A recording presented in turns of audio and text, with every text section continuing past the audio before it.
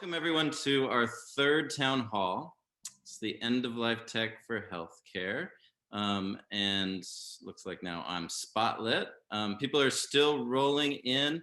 Why don't you go ahead and let us know who you are, where you're coming in from. And if you are with a healthcare organization or some other death care organization or just representing yourself, that's great. Just let us know so we can know a little bit who's with us today.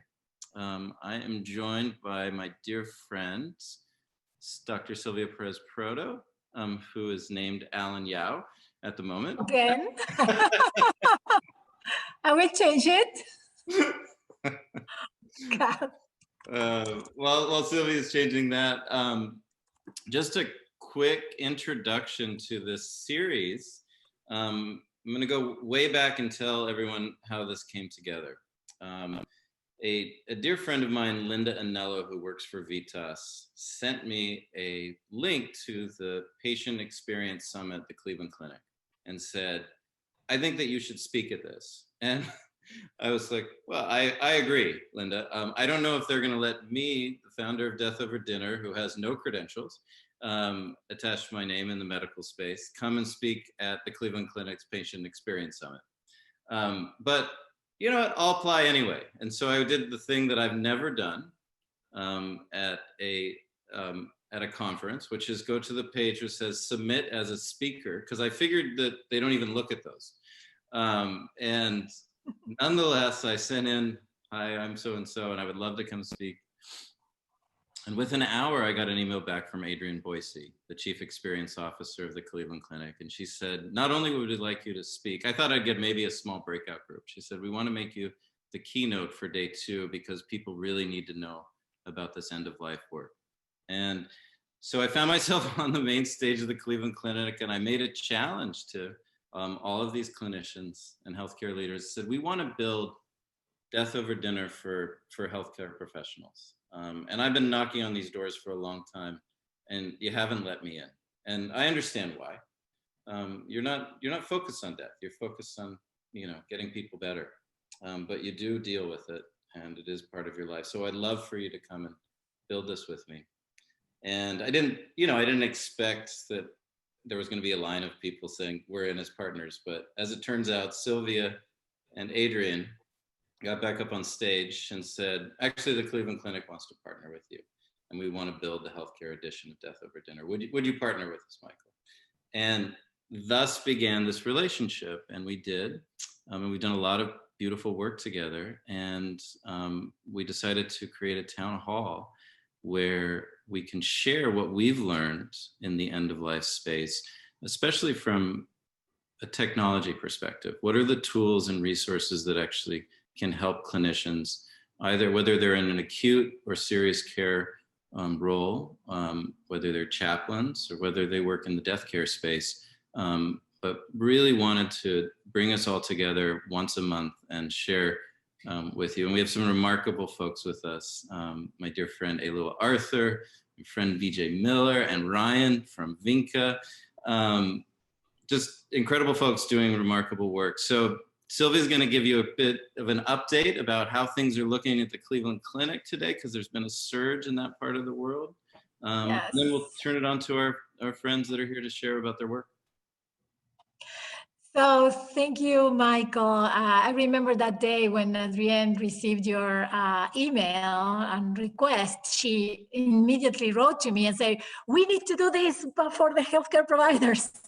So we were planning on approaching you backstage that moment. And it has been very powerful because I've seen a change in the ICU after doing the Death Over Dinner with our team. And yes, today we are in the middle of the big surge. And actually we had to stop surgeries Friday and Monday to try to get more beds. We are in capacity of the ICU. So yes, again, telling everyone, please use technology this time for Thanksgiving and Christmas, because we need to, it's not it's stolen, Thanksgiving. It's in another way. This is our request to everyone. Yeah. No, I mean, we're way more reliant on technology than we could ever imagine. And before we turn it over to our guests today, I was just got an email reminded that it's the 25th anniversary of Maurice Schwartz's death.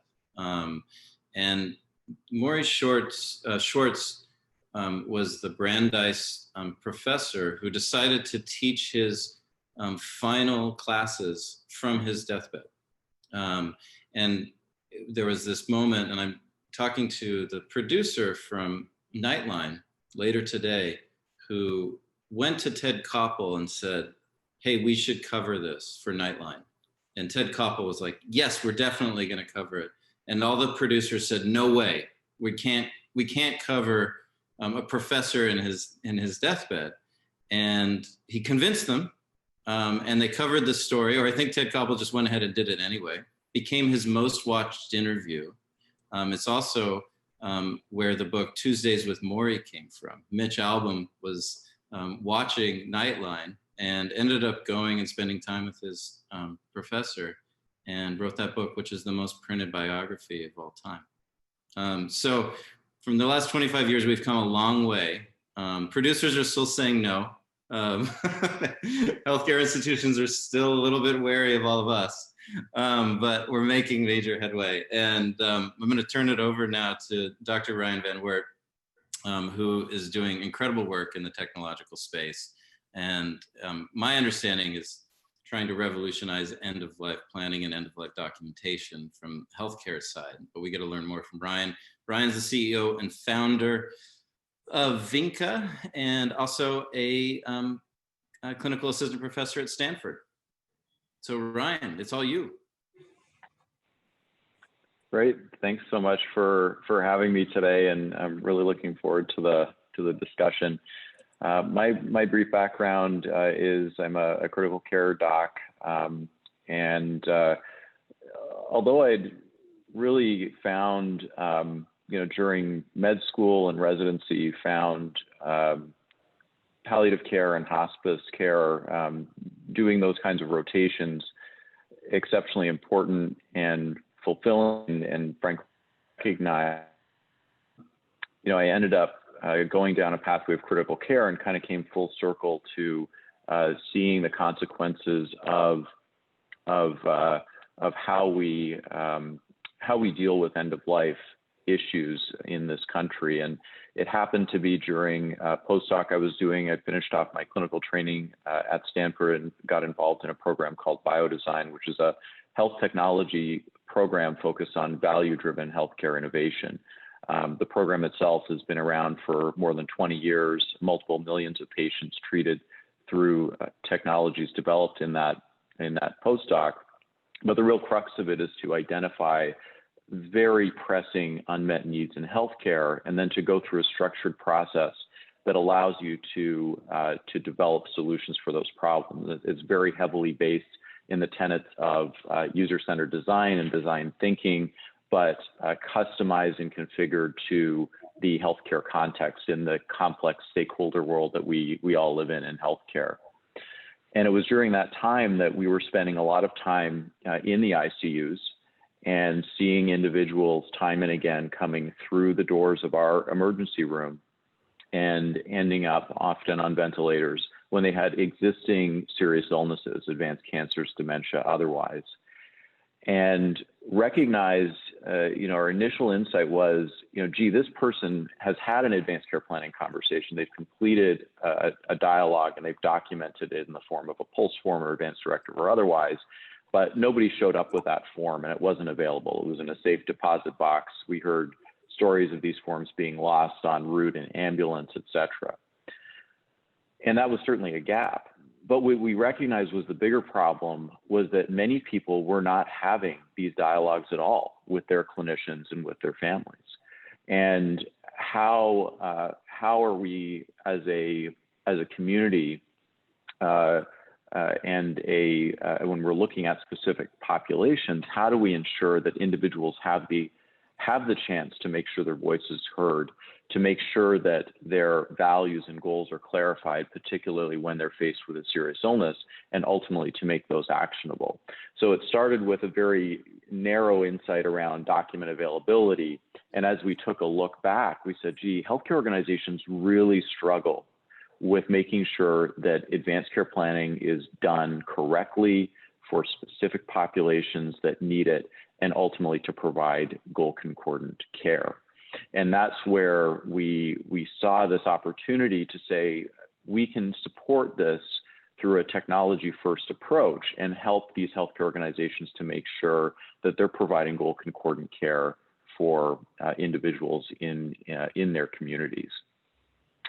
So we started out in the Pacific Northwest. We were fortunate to meet some of the original folks that were involved in the creation of the POLST, or Physician Order for Life-Sustaining Treatment framework. And we partnered with them on initially what I'll call clinician workflow solutions to create accurate medical orders, understanding the nuances of state-specific requirements on these documents, et cetera.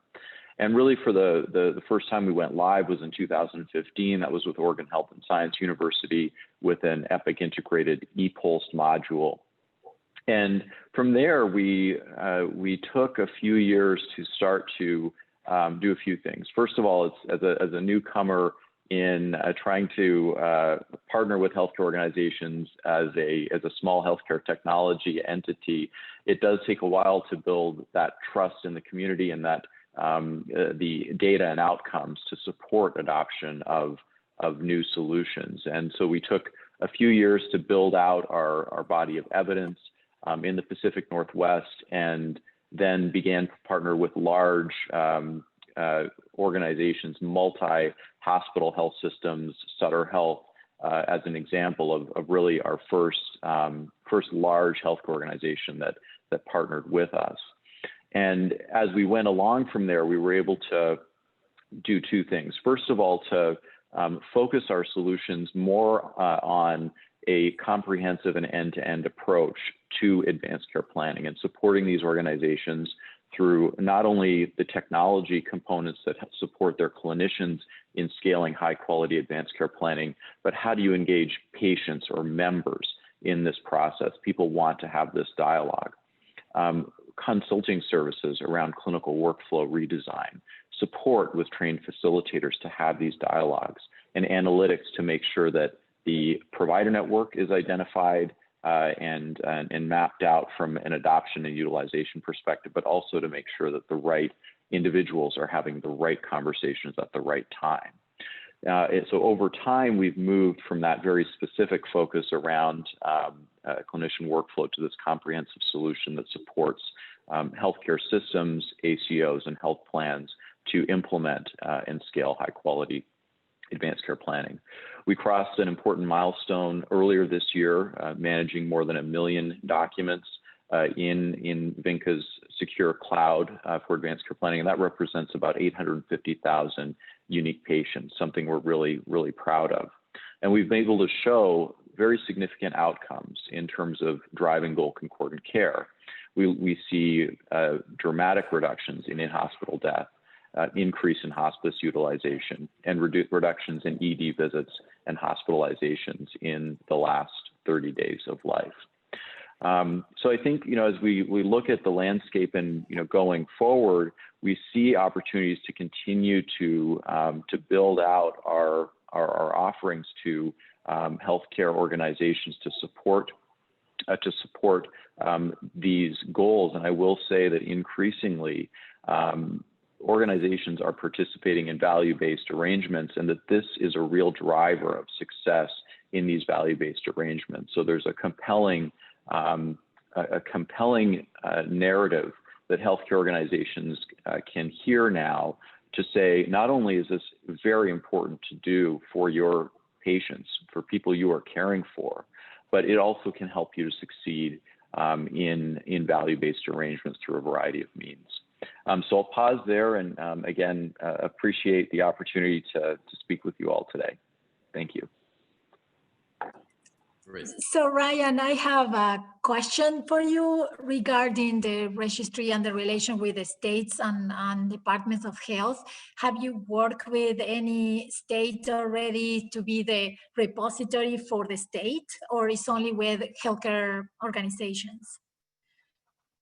Yeah, it's a great question. So we have partnered with states now to deliver a state-driven solution for advanced care planning documents. We've done that in 5 states and partner typically with a state-level entity to do so. And as you're pointing out, though, if we're not partnering directly with the state, we create almost a de facto registry in a region and indeed nationally, where all of that information is aggregated in our cloud with a sophisticated patient matching algorithm that makes sure that all of the advanced care planning documents are representing a single source of truth from across the care ecosystem for an individual.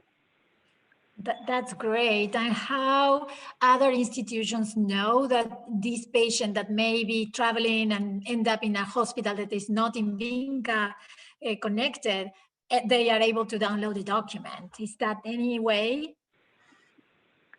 Yeah, so it goes back to 2 concepts. First of all, that you need a comprehensive approach to advanced care planning for your organization. And secondarily, I like to refer to the Swiss cheese model of failure analysis. So we're not trying to get every single document to every single ED in the United States, although that's a grand vision. We have to take steps to get there, and we have to find points of failure along the way.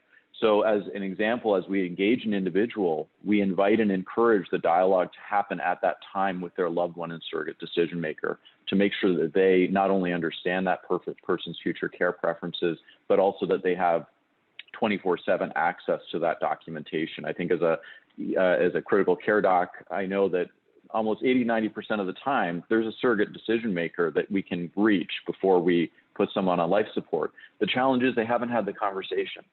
They don't know what their loved one wants.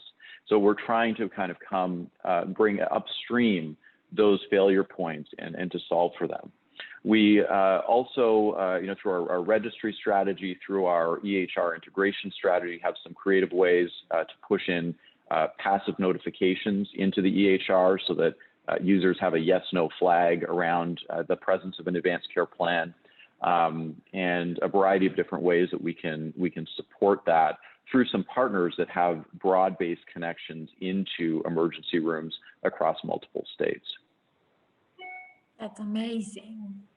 Great. And Ryan, maybe we're going to move to Alua at this time, but would love for you to speak a little bit during the conversational period about your work in really simplifying the forms and some of the advancements in technological, like the ability for people to take signatures, et cetera. I feel like there's some great work you've done just from a user perspective that has made this, a difficult thing much, much easier. And so hats off to you. We get to hear from Alua Arthur now.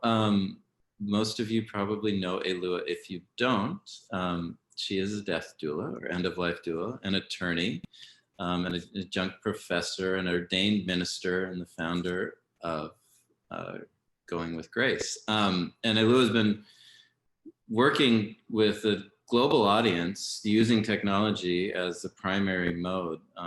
But I think that maybe you're going to tell us a bit about shifting death care, which I'm really excited about today. I'd love to. And I also really am very encouraged to hear that I'm using technology well, because I consider myself a total Luddite, even though I'm only 42 years old and so much more analog, but we're doing our best lately, right? We all are. So as Michael said, I am the founder of Going with Grace, which is an end-of-life planning and support organization that exists to support people as they answer the question, what must I do to be at peace with myself so that I may live presently and die gracefully? And since the answer to that question varies for every single body, we're just doing our best to support people in having the types of deaths, the most ideal deaths for themselves under the circumstances. We offer a lot of online coursework, and recently we started offering this course called Shifting Death Work, as Michael mentioned, which was born out of a need, but strong need, After George Floyd was murdered and the country started to take a strong look at the places where systemic racism was causing inequalities and access to everything, it became really important that we also look at how it shows up in the end-of-life space. This is an overwhelmingly white space where there are a few people of color within it. And those of us that exist within this largely white space started to consider the ways in which we could be part of the conversation without needing to lead it, because it's not my, since I'm not one who holds the power in the system, I cannot change the system. It's upon white people to do so, changing of the system. Yet a bunch of people of color got together to discuss how we saw the inequalities in end-of-life care and held a panel called Saying It Louder, which was really well attended. And the response to that panel, the fact that a lot of people thought that that a panel of that sort wasn't necessary, we got a lot of feedback that said that the entire title was Saying It Louder, a conversation about a good death in a racist society. And some of the feedback that I got was very clearly, well, if you think this is a racist society, maybe you should go back to where you came from. And the amount of racism that is rampant in all aspects of society are also very clear in the places in which we work. I sat on a call with several end-of-life practitioners where one of them actually said to me out loud that he did not think that race should matter in how we care for people at the end of life. This is somebody that I've known and trusted and worked with for a long time. Made it overwhelmingly clear that there is a big need to bring attention to all the parts of identity that we look at the deathbed. I see dying as coming into completion of all parts of self. And race is one of those, along with all the other parts that come together to form identity. Intersectionality, this term coined by Kimberly Crenshaw in 1989, being the basis of that, where we're looking at all the places where power comes together and collides in an individual, and how that power can create privilege and bias out there in the world that we may not be aware of.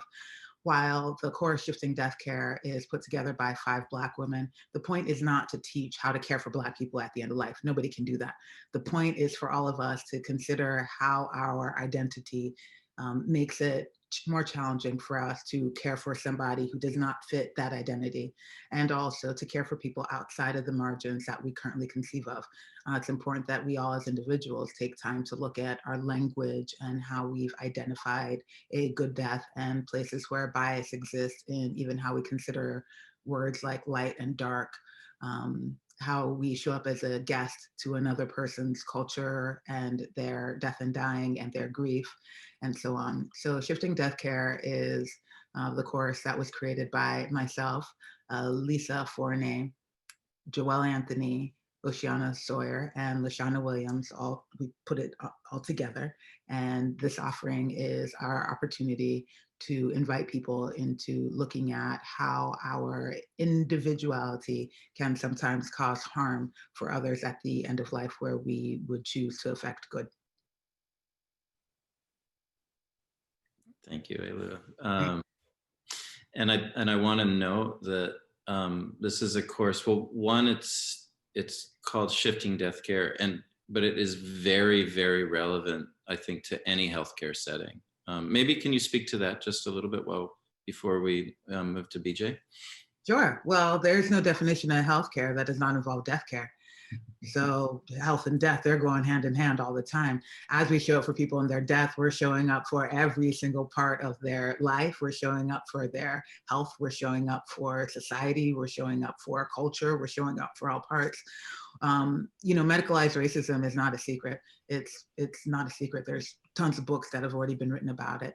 And recently, there was a woman named Joyce Echuakan, I believe, a First Nations woman in Canada, who had been admitted to the hospital for stomach pains, and she had an allergy to morphine and thought that she'd been given morphine. So she started a live stream about the fact that she'd been given morphine and wasn't feeling very well. And she fell unconscious while live streaming, and nurses came into the room and talked about how stupid she was and about how she was good for nothing other than sex and making children. and that she should be proud of herself for getting herself into the situation. The racism against this woman was filmed. It was not a secret. It's not a secret, but it was on camera and broadcast for everybody to see. Joyce Echokan died. She died that day. And the fact that that is still happening in hospitals across the world should be alarming to anybody with a conscience. It's not just in death care, but we need to look at the ways in which our bias, our privilege, our judgment is harmful to other people. And wow.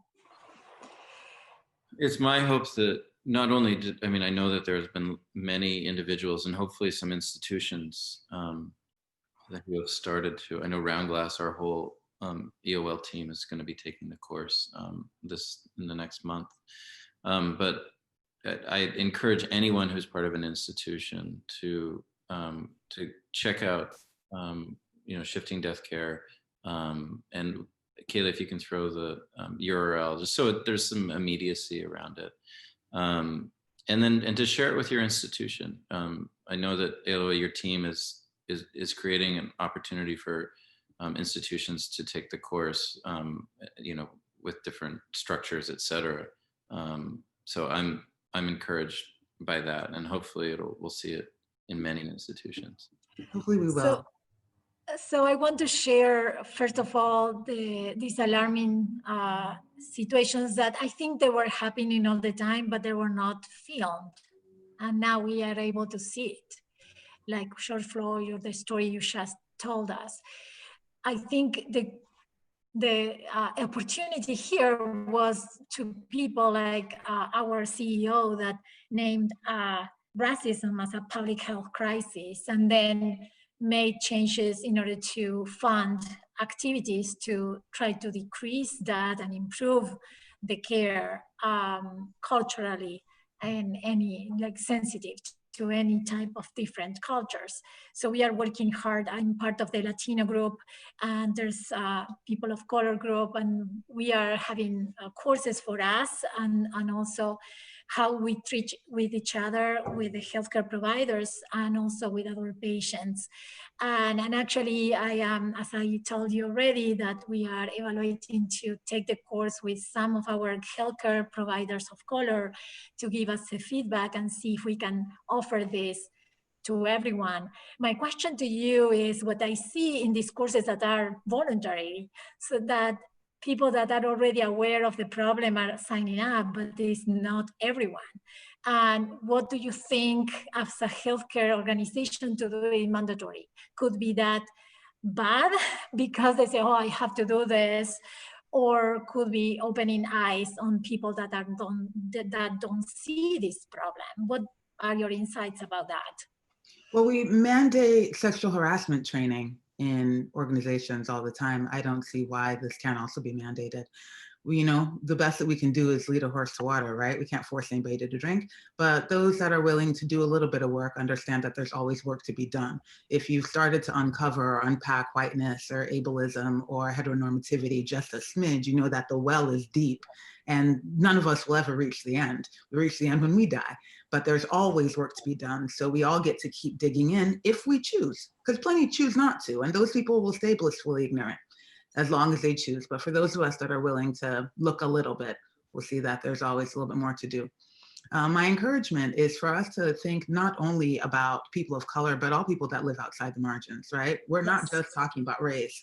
We're not just talking about race. We're also talking about different levels of ability and physical ability, cognitive ability, relational ability. It's the pool is big. Yes. The pool is big. Sexual orientation. Actually, I teach the class for residents and fellows about different cultures, different sexualities, and end of life. So, and race, of course. So yes, I totally agree. There are so many marginalized populations that we have to think about them and how we can reach to them and speaking the same language to everyone, right? So yes, I totally agree with you. Thank you so much. Or at least we can do our best. We can do our best. We can do our best. Thank you. Of course. Thank you. And there is Q&A opportunity that people can add questions now or throughout, and we'll get to them after the next little section. So now we get to hear from BJ Miller, who doesn't need much in the way of introduction, who's done about as much as anyone in this space to bring this topic into the mainstream. But BJ is hospice and palliative medicine physician and author of The Beginner's Guide to the End with Shoshana Berger, and has a new organization called Mettle that we'd love to hear about. Hi, thank you, Michael. Guys, Ryan, Alua, it's really nice to be on this stage with you guys. Thank you. Alua, don't ever make me follow you again. Mean. You owe me, girl, or I owe you something. Anyway, so maybe I'll start with just describing what mental health is, and then we can circle back to kind of how it came into being. So mental health is a place you go. It's a place to get palliative care counseling and coaching. Kind of period. It's online. It's mentalhealth.com. So people schedule a session whenever they want. The problem my partner Sonia and I were leaning into here was essentially access. As we all know, there are zillions of issues, opportunities, problems in and around healthcare, especially end of life. But the one we wanted to lean into now was access, feeling that the world, we were in some amount of free fall together. This in large part came out of COVID. Sonia and I started this summer as something of a response. So something we wanted to get to anyway, but COVID really kicked it up a notch. And the feeling is that palliative care, as a lot of us have been trying to work on clarifying what palliative care is, for a while, there were so few people who understood it, who were seeking it out, that the volume was manageable. Like when I did my fellowship, I could spend 4 hours with every patient in 2006 because we just didn't have that many patients. And the good news is palliative care has come off the margins in some important ways. More people, we got a ways to go, but more people do know what it is and are seeking it. And right when we've been trying to encourage people to seek this wonderful thing called palliative care, then there isn't a program for them. We know the geography limits palliative care. It's isolated. It's largely in big city areas, and the whole regions like the Southeast that are relatively underserved. So we've got a problem getting people. First, we just wanted attention to the field. Now we've got some attention, but we don't have the capacity to handle it. And as we know, with the demographics, the baby boomers aging, et cetera, we've got a mess now and a bigger mess.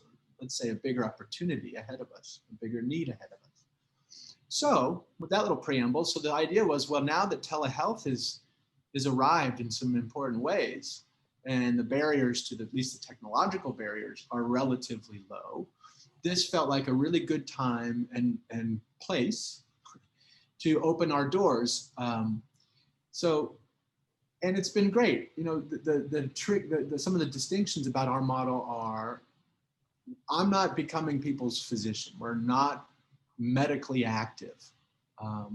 That's quite on purpose, and there are a number of reasons for that. So one is, in palliative care, we talk about this beautiful round table, interdisciplinary, and we all know that the medical piece has a lot more momentum to it, has a lot more weight to it, and tends to run away with the show. And for all of our attention around the non-medical issues, that's largely in many ways lip service. It comes down to how healthcare is wired to and how it's structured and who can bill for their services, et cetera.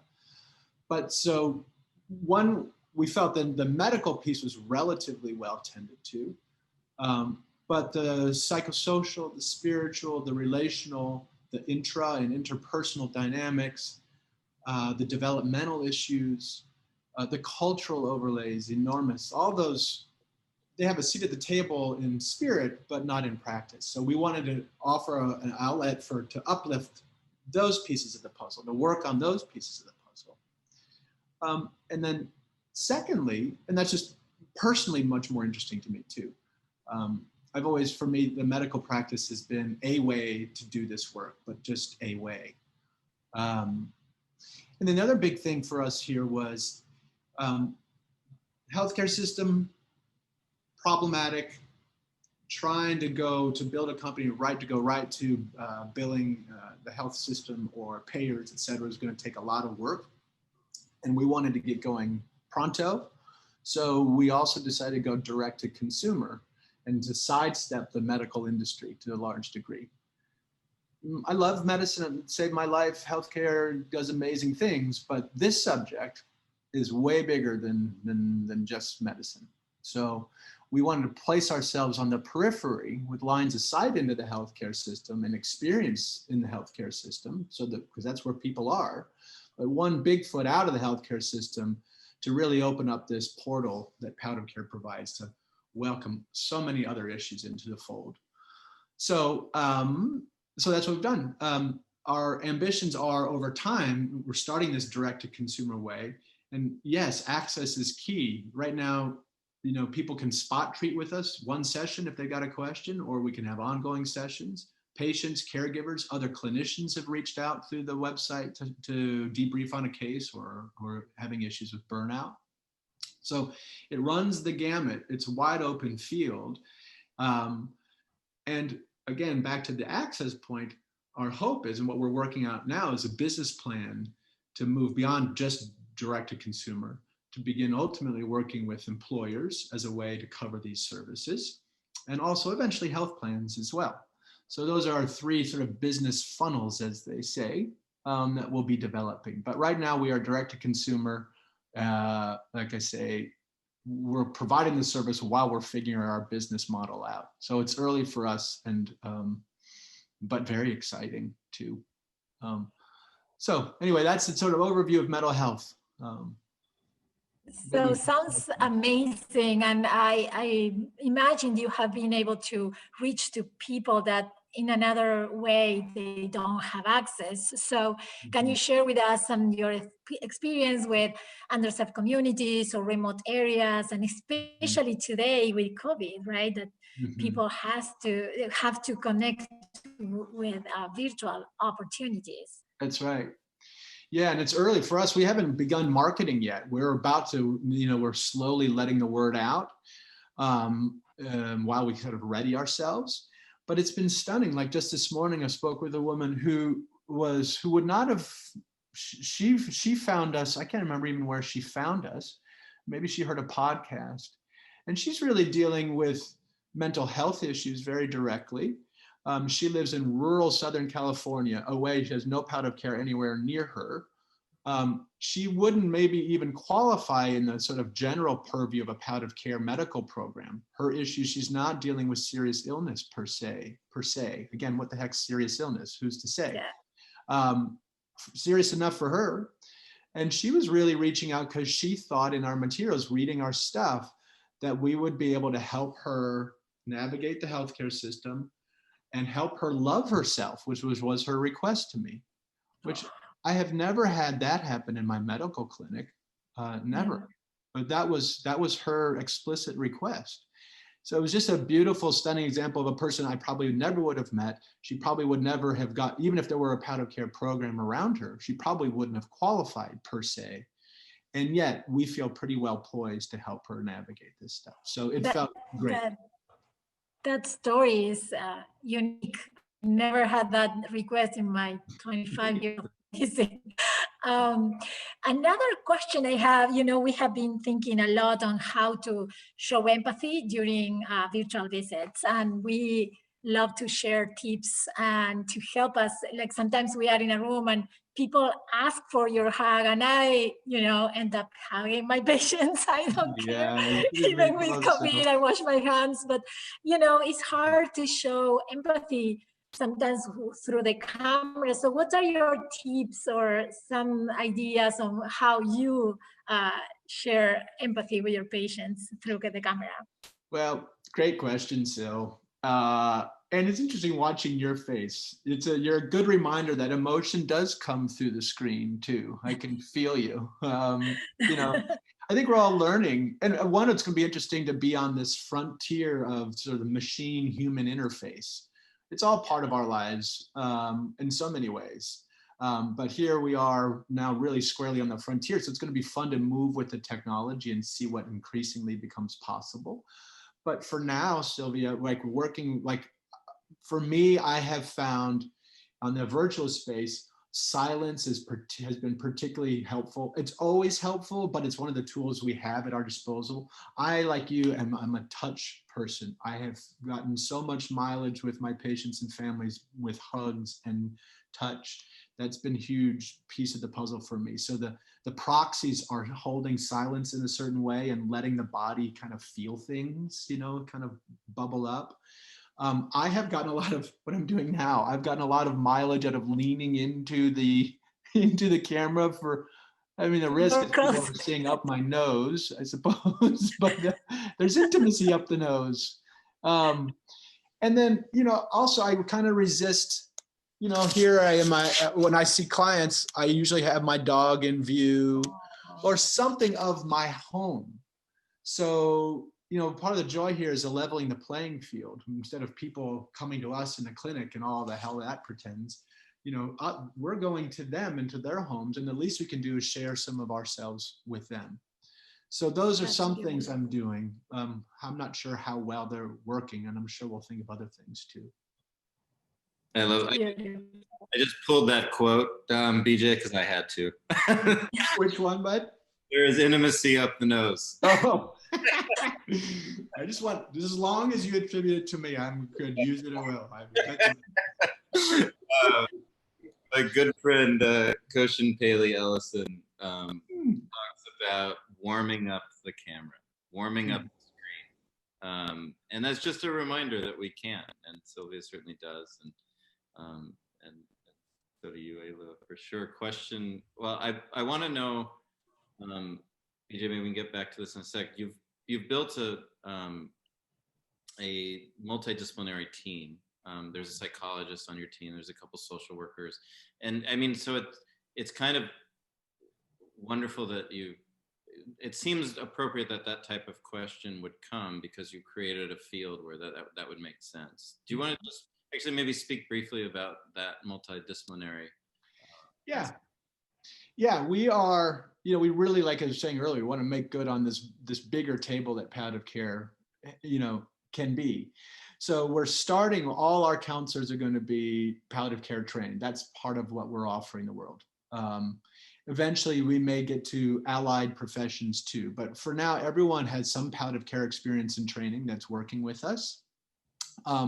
Social workers, chaplains, nurses, yes, and at least to start. Initially, for now, what we've been planning is that the client, and we say clients now, we're not in the medical world, so we see that the client would not have choice, that we would interview the person and connect them with the counselor with whom we felt was the best fit. I wonder if we'll stay there. It may be that the consumer really would like to have choice on that matter. So we'll see. But the start is founded on this idea that a chaplain can talk to these, and once we've taken the medical things off the table, that a chaplain can speak to these issues as well as a social worker, as well as a nurse, as well as a physician. Michael, if you were a client, you'd have a different conversation with Dina, our chaplain and psychotherapist, than you would with me. But the supposition here is that it would be either way would be of value to you. It would be a different conversation in style and in spirit in some ways, but equally as a value. And that's our hypothesis here. Yeah, no, I think that's beautiful. Quick question for Alua, or it doesn't have to be quick. I'd love to hear what some of the early feedback has been from Shifting Death Care. It's been out for a couple months now. Have you seen an impact? Have you heard about has there been some positive, powerful feedback? I'm curious. You might be muted. Yeah. Oh, there we go. Okay, I got it now. Yeah, the feedback has been pretty good so far, but to be honest with you, I kind of disengaged from it I disengaged from the feedback. My job was to make it as well as possible and send it out there into the world and let it be what it will be. And from those that have broken through my wall of it's fine, it's going to be what it will be, I hear that they are enjoying it and it's causing them to look at places where they hadn't before within themselves and also in their work. So. Great. No, I mean, boundaries, as we all know, are pretty damn important in this work. So, and once I've made it and I put it out, it doesn't, I mean, it never belonged to us anyway, you know, and we were the conduits, we sent it, then it will live and become something else on its own. I'm going to be fully honest with you about it. Yeah, no, of course. Silvia, did you have follow-up questions to anyone on? So I see here some questions about to Ryan regarding mydirectives.com is another way that is for free uploading. So they are wondering about the cost of VINCA. Yeah, sure. It's a great question. So there's, you know, our approach to partnering with healthcare organizations is to take a very comprehensive approach to supporting them as partners in implementing high quality advanced care planning for their populations. And there's certainly a lot of great ways that as a consumer and individual, you can engage with a platform online, whether it's My Directives or one of the ones that, or two that I really like are Prepare for Your Care, Rebecca Sudori's framework that, you know, English and Spanish, extremely accessible, and 5 Wishes. Because there's a bunch of those frameworks where you can engage as a consumer to go through some degree of self-directed advanced care planning.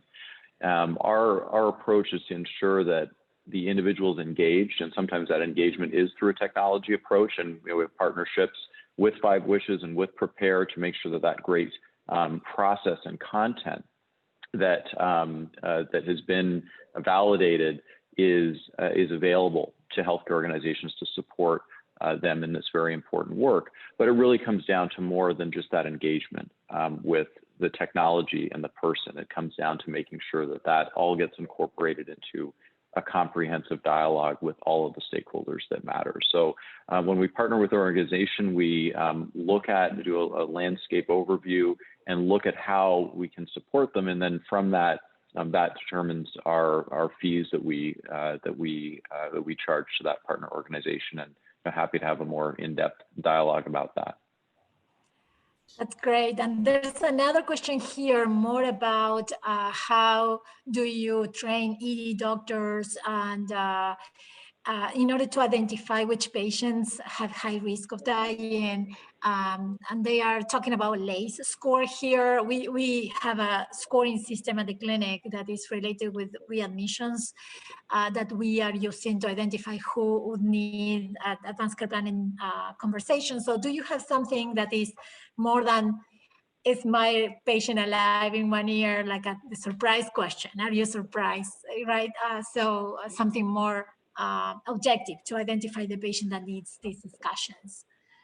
Yeah, well, I'll say 2 things on that. So there are a variety of analytic frameworks that can be employed, and we can leverage a variety of them, but you're absolutely right. It comes down to usually some combination of diagnosis, prior healthcare utilization, functional status, you know, plus or minus some social determinants of health. There's some key elements of prediction of that surprise test that can be leveraged. And depending on the organization, there are algorithms that maybe they're already employing or ones that we can support from an analytics framework. The other thing I'll say, though, that's super important is the concept of normalization, normalizing this discussion. And I think it's important to remember that there are natural points in time in a clinical environment where we can have these conversations. The Medicare annual wellness visit, as a moment, you're talking about advanced care planning as a preventative healthcare measure, just like we get our flu shots, we get our colonoscopies. Advanced care planning really has to be framed in that way.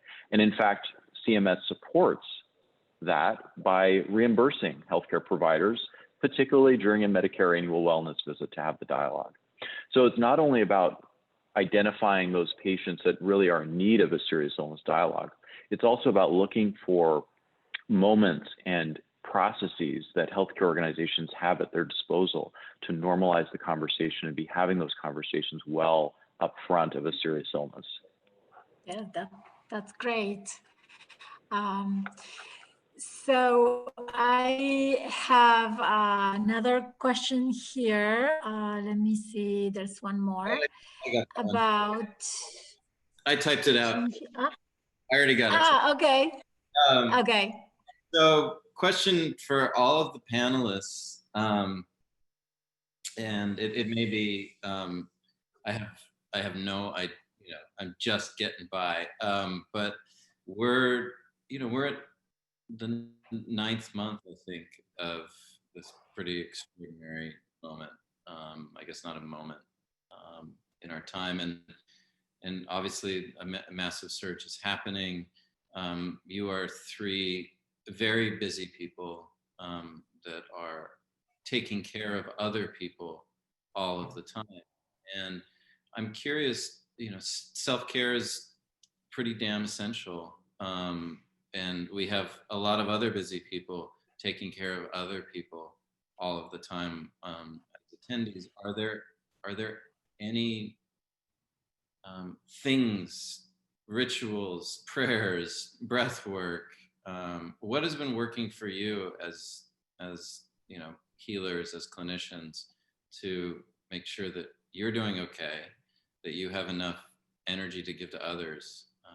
Just some closing thoughts. And Silvia, you too. Anyone can start.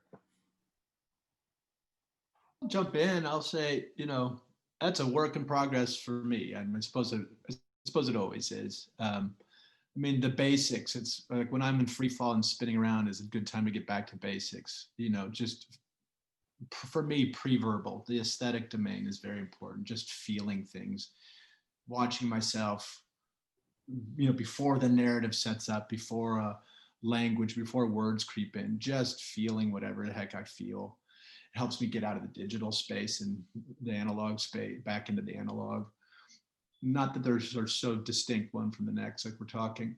And then I think the one thing I wanted to, there's nothing so telling in that, but a time outside, time with my animals, again, wordless time. But the one thing I want to get across here is what I found myself thinking was, oh, well, it's just a Zoom call, or if it's just, it's going to be easy and I don't have to think too much about it and it's not going to affect me much.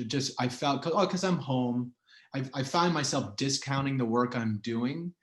And I need to remind myself that these Zoom visits also take their toll. And so I guess that's my whole point here. So I just had to remember that I'm actually doing work, even though I'm in my boxer shorts at my house, and give myself credit for that, in a way. And therefore stop doing it too. Turn the computer off.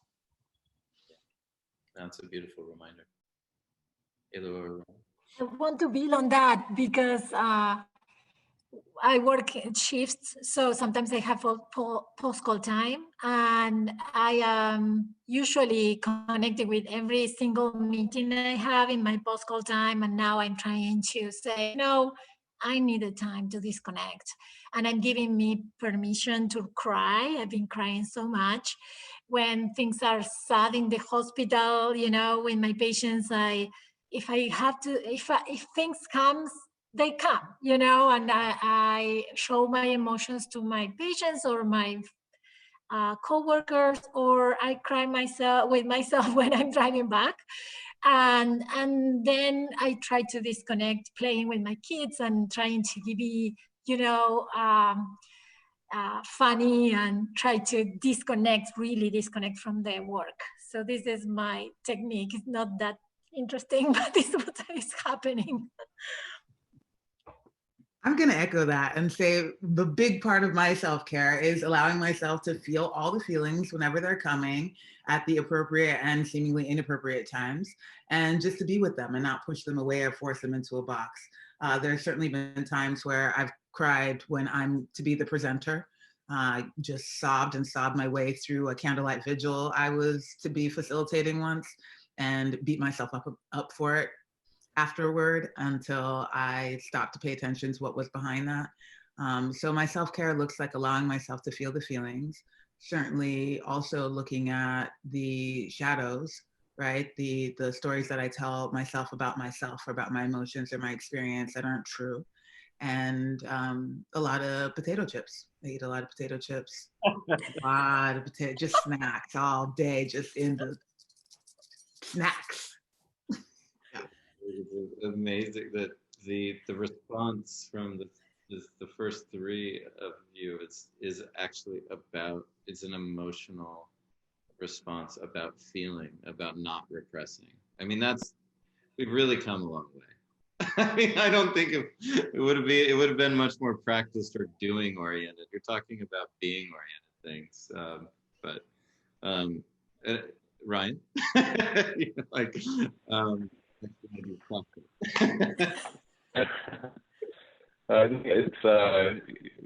sure, BJ, being out in nature and being able to reconnect has been really important. And I think the other aspect is just thinking about there's been so much tragedy as a part of this pandemic, but there also have been silver linings, in the fact that in many ways these are opportunities, whether it's cutting out a 2-hour commute you have and being able to use that time to be out in nature and reconnecting, or whether it's time that you otherwise might have been on a plane somewhere and now have time to reconnect with family. Those are the kinds of things that I think, in the broader perspective, how do we deal with the tragedy all around us? And part of it, is from not only that reconnection with nature, but also with looking at what are the positives that have, that we can glean from the situation we're in. Absolutely. What a great reminder and a great way to end. Thank you, Alua, BJ, and Ryan, for giving us your time. Make sure you let yourself know you did great work today, even though it was Zoom. Acknowledge it, take a break, go out and thank you, Silvia.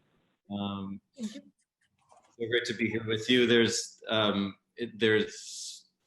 incredible, just thank you for the people that took the time today. And I'm gonna end with just a couple things.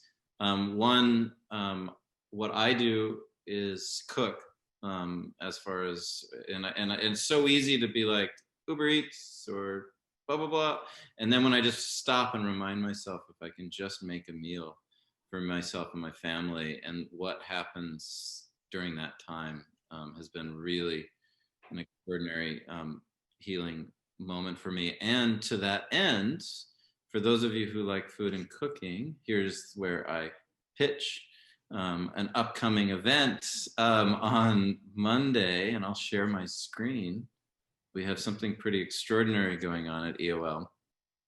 And those of you that need to drop off, go for it. But we have this event called The Endless Table with dear friend Tembe and Kate Bartolo from the Conversation Project. And I have to note and call out that one of my heroes is going to be there, Alice Waters, and Chef Dan Barber, and some other incredible chefs and food writers, and then 5 incredible grief experts. So we have Carla Fernandez from The Dinner Party, we have Megan Devine, we have Elisa Fornere, we have Claire Bidwell-Smith and Hope Edelman, and I probably left somebody out in all of that. No, I think I got them. So join us on Monday if you want to talk about holiday grief and food and recipes and loss. We'll also be honoring my old friend Floyd Cardoz, who died from COVID in March, an incredible chef in New York. So that event is happening on Monday. And other than that, we'll see you maybe in January. We're going to take a month off. We hope you have the best possible Thanksgiving you can have, given where we're all at. Thanks, everyone. Virtual, please. All right. Kayla, kick off the Keep Going On song if we want, for anyone who wants to just hear it as we leave. Thanks, y'all. See ya. Thank you. Thank you so much. It was beautiful. Keep going on song. This is a keep going,